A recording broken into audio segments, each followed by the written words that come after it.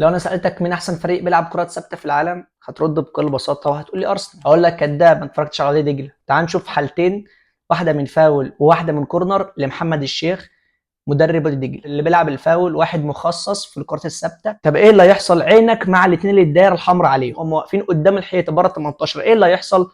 هما الاثنين اول ما اللاعب هيجي يلعب الكوره هما الاثنين هيجروا، وهشام محمد هيجري في المساحه الفاضيه في ال 18 ورا الباك اللي اسامه مشاور عليها، ويوسف اويا هينزل عشان يستلم الكره وبلمسه واحده بتشبايه هيحطها لهشام محمد والهدف الاول في فرق. دي مستحيل تكون ولدت الصدفه، فدي 100% فكره مدير فني. هنخش مرحله جديده في الكرات الثابته من الكورنر بقى. هو نفس اللاعب ان هو يوسف حسن اعتقد، او اسمه حاجه حسن، بس هو نفس اللاعب المتخصص. انت عينك مع اللاعب اللي السهم الاصفر عليه، هتشوف ان اللاعب ده مش هيعمل اي حاجه غير انه يقف قدام المان بتاعه، هيحجز عليه حتى مش هيلتحم وينط في الكوره، واللي هيحط الكوره هو اللي السهم الاحمر عليه. انت متخيل هو فين؟ هو ده هيجري. اشوف هتمشي اللعبه، مشي اللعبه.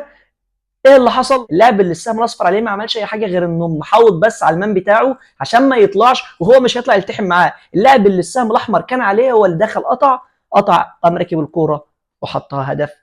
فدي برضو فكره من افكار محمد الشيخ مدرب وادي دجله في كره الثابته. وبالمناسبه ان في فريق في الدوري المصري استخدم الخدعه بتاعه الكورنر ديت وسجل منها جونين. لو انت عارف مين الفريق ده ومين اللاعب اللي سجل قولهم في الكومنتات، وانا ان شاء الله هصور لكم فيديو الجاي.